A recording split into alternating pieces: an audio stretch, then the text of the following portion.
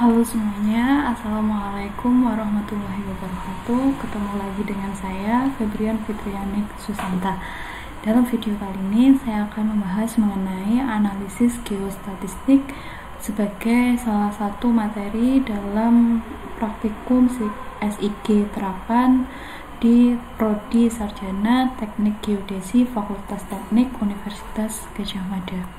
Nah, beberapa hal yang nanti akan saya bahas mengenai analisis geostatistik, mulai dari metodenya, kemudian problemnya, basic pengetahuan dasarnya, kemudian memodelkan semi-variogram hingga ekstensi analisis geostatistik yang ada di ArcGIS. Nah, ini ada beberapa kata kunci analisis geostatistik, yaitu yang pertama, analisis geostatistik ini menggunakan titik-titik sampel di lokasi yang berbeda dan memiliki nilai yang berbeda pula. Kemudian dengan melakukan interpolasi maka dapat diperoleh surface.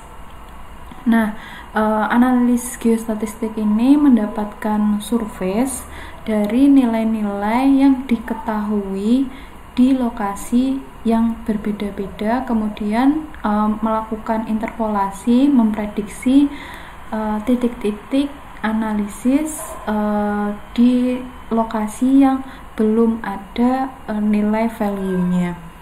Nah, ada dua metode, dua teknik di dalam interpolasi analisis geostatistik.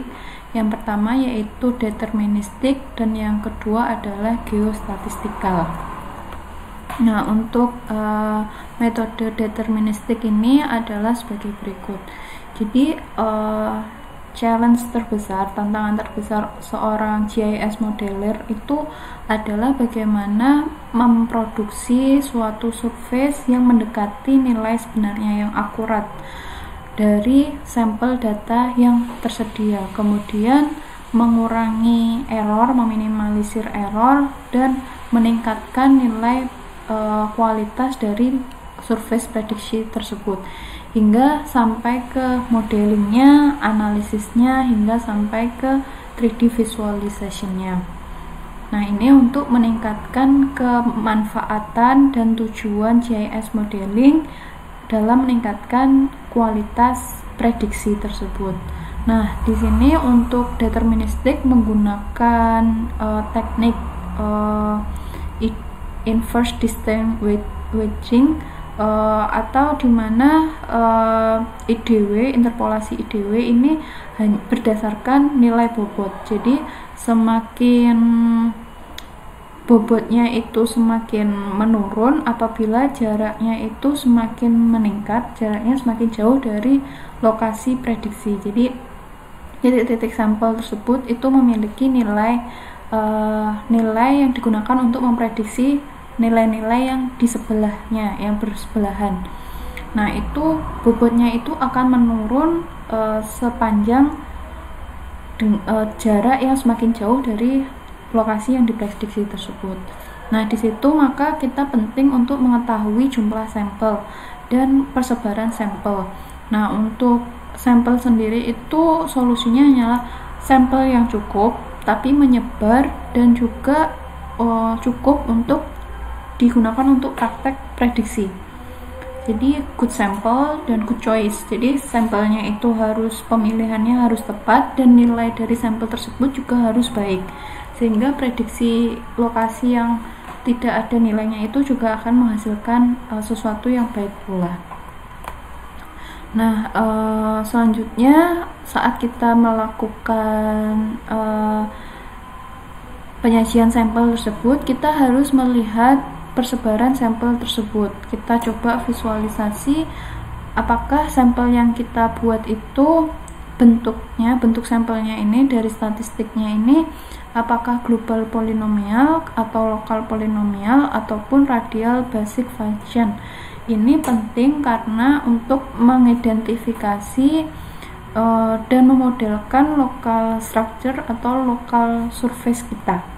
Jadi kita lihat dulu data yang kita miliki ini itu bentuknya seperti apa. Nanti ini menentukan model interpolasi atau metode interpolasi yang digunakan. Seperti itu. Nah, di sini untuk geostatistical method yaitu kemampuan untuk memproduksi surface sebuah prediksi, juga menyajikan beberapa ukuran dari prediksi baik akurasi maupun kepastiannya. Nah, untuk metode geostatistikal ini biasanya yang digunakan adalah kriging. Kriging ini sebenarnya prinsipnya sama dengan IDW, yaitu dengan menggunakan nilai bobot. Hanya saja kalau kriging ini dilengkapi juga dengan memperhitungkan overall spatial arrangement. Jadi ada spatial autocorrelation, statistical relationship antara titik-titik sampel tersebut. Jadi selain memperhatikan persebaran jarak titik sampel, juga memperhatikan hubungan statistik antara titik sampel tersebut.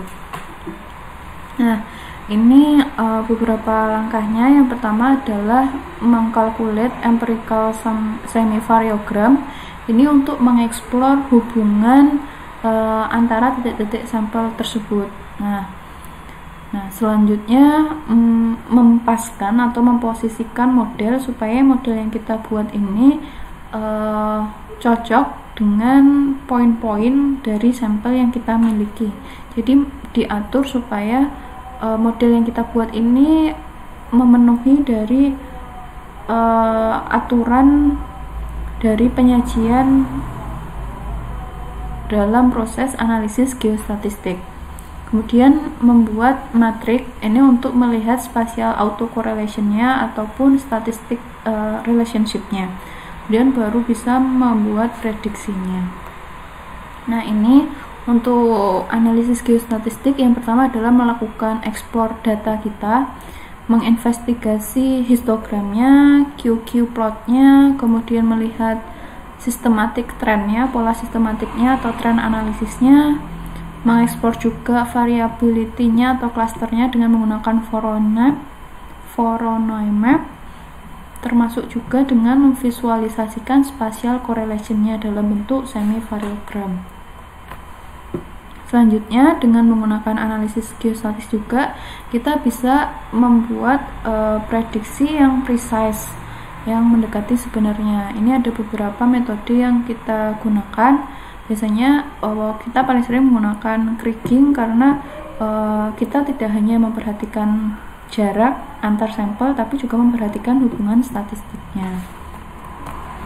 Kemudian kita melakukan evaluasi dari model yang sudah kita buat, kita compare atau kita bandingkan beberapa model, menunjukkan juga value prediction-nya.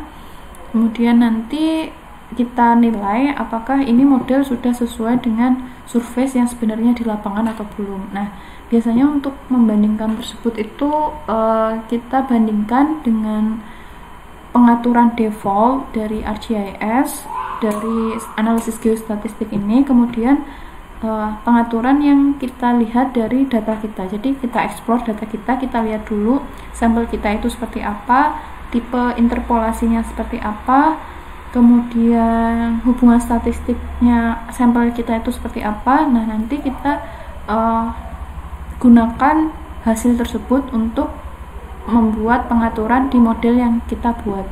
Nah, nanti model yang kita atur dan model yang default kita bandingkan mana yang sesuai. Nah, selanjutnya untuk menambah atau supaya prediksi kita ini hasilnya mendekati nilai yang lebih realistis, itu kita bisa menambah beberapa analisis lainnya. Misalnya di sini dicontohkan bisa analisis dasar, analisis risiko, analisis ekonomi, ataupun analisis lainnya supaya lebih menunjukkan hasil kita.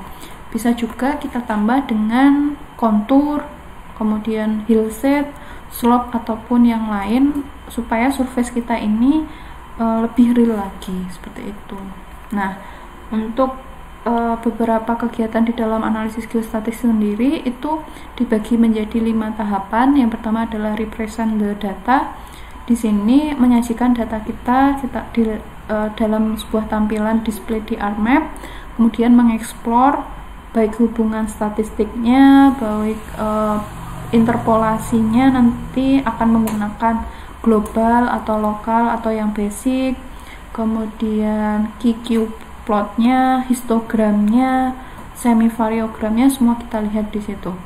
Nah, kemudian hasil dari explore data ini kita gunakan untuk membentuk suatu model.